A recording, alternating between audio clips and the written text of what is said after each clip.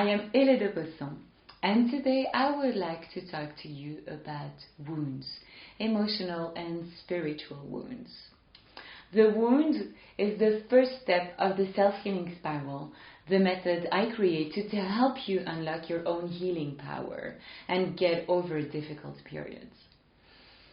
The wound is the first step of that method. And we all have wounds. We might not be aware of it, and that's perfectly fine. But now that I'm going to give you a bit of a teaching about it, I'm sure that you're going to recognize yourself in some wounds. And this is going to help you know when you are reacting with your wound or when you are truly being yourself. Because our wounds actually prevent us from being truly ourselves. And this is why it's important to identify them. Something really important about wounds as well is that there are 5 main wounds, and each of these wounds make us carry one mask. And this mask comes from the ego, because our ego wants to protect us from the pain of that wound. Our ego is afraid that seeing that wound and dealing with it is going to be too difficult for us. And so he's going to make us carry masks to protect us. And when we are reacting with our mask, we are really not being ourselves. And we are actually not helping ourselves at all. So taking a decision when we are acting from a place of a mask is actually not the best decision we could take for ourselves, because it's not a soulful place. Let's dive into the subject. The first wound is the wound of rejection. And this wound is going to make you carry the mask of the receding. The person that has the wound of rejection, I have this wound, is someone that is always going to feel rejected, a bit different. You're not going to dare to say how you feel, etc., etc. And this wound started in your first months when you were a baby, because the parent of the same sex, so for me it was my mother, is keeping on with its life as if your presence didn't change anything. And so you feel rejected. And then you're going to carry the mask of receding. And the mask of receding has the following characteristics. You're going to avoid conflict. You are never going to feel like you belong. You're going to want to hide when a situation is uncomfortable for you. You're going to have a low self-esteem as well. And when you are reacting like this, avoiding conflict, not feeling like you belong, not daring to say how you feel, know that you are then reacting with your mask. I'm going to give you a tip at the end of this video to help you go back to a soulful place when you can identify that you react with your mask. The second wound is the wound of abandonment. This happens around you're 1 or 2 years old, when the parent of the other sex, so in my case my dad, or if I was a man it would be my mom, is not taking care of my basic needs, not giving me the love, the clothes, or the food that I need. And I am going to feel like I can't do this alone. I always need help. You're going to carry the mask of the dependent. And the characteristics of that mask is that you're going to ask for help all the time. Feel like you can't do it alone. You're going to be afraid to be alone. And you are not going to be aware of what your needs are. So when you are reacting or feeling like this, know that you are acting with your mask. It's your ego making you think like that. It's not your true self. The third mask is the mask of humiliation. The mask of humiliation starts around 3 or 4 years old, when your parents are really controlling, and when your parents are afraid that you're going to do something wrong. At 3 or 4, we start running around, we break things, and we can have really strict and controlling parents. And this is going to make us carry the mask of the masochist. The masochist is someone that is always going to take care of everyone. Someone who is going to react as a savior. Someone who's going to put other people's needs before his. Someone that is really going to struggle to buy him or herself a little gift, have small pleasures, and feel guilty really easily.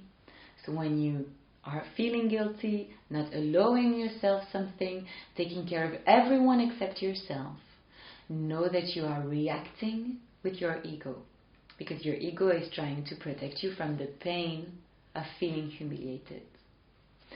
The fourth wound is the wound of treason. When you have the wound of treason, it's probably because your parents of the opposite sex, so in my case my dad, was not keeping his promises or saying things to you that he wouldn't do. He wasn't really loyal. And I can remember my dad, with who I have a great relationship, but he was probably like that. And he also has the wound of treason. So it's no wonder that he was reacting like that with his daughter. And this is a really heavy wound for me. That is giving you the mask of controlling. And I am quite a controlling person. I'm doing better, but I used to be a real control freak. And when you have that mask of control, you don't trust yourself to start with. You don't trust others. You're going to need to control what everyone does to make sure everything is perfect. You are going to need to plan everything. You're an overthinker, and you are always going to worry that things won't work out. So when you are being a bit bossy as well, the person that has the mask of control is really bossy. And sometimes it can be really annoying for others. I apologize for all the people I was bossy with. But when you are bossy, controlling, and not trusting others, again, you are reacting with your ego and your mask. The fifth and last wound is the wound of injustice. And when you have the wound of injustice, it's probably because your parents were really strict and really cold with you. They were not really affectionate. They were not really capable of telling you, I love you, or telling you sweet things. And that gave you the mask of a really rigid person. The person that has the wound of injustice and the mask of rigidity is someone that hates injustice. Everything needs to be fair all the time. And it's someone that is going to struggle to express its feelings as well, because it hasn't seen it at home, so it's not doing it in its life. But it's someone that is really, really sensitive inside. And it's, of course, someone that is going to be really rigid. You don't change your mind. Things have to be this way. It's the tradition. It's like that, and there's no other way. Again, when you are being rigid, remember that you are actually trying to protect yourself. So in all these situations, I gave you examples of the masks that you carry and the characteristics of them. When you identify yourself with one of these behaviors, slow down, breathe, and tell your ego, I know you're trying to protect me. I know you are afraid that it's going to hurt too much, and so you're making me have a behavior instead of making me deal with the wound that I have.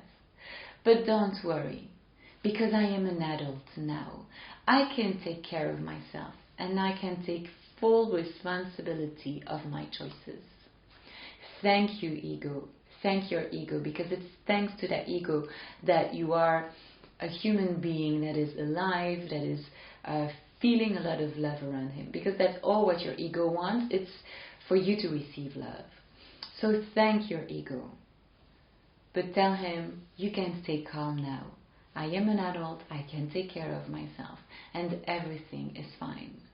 And then just there to deal with the pain of feeling rejected, humiliated, abandoned, betrayed, or victim of an injustice. And then always remember yourself that maybe you're not rejected, maybe you're not abandoned, maybe you haven't been betrayed, but it's just your perception of the reality. So love yourself to heal that wound. I hope these advices helped you, and then stay tuned for step 2 of the self-healing spiral, which is the emotions. Have a beautiful day. Bye bye.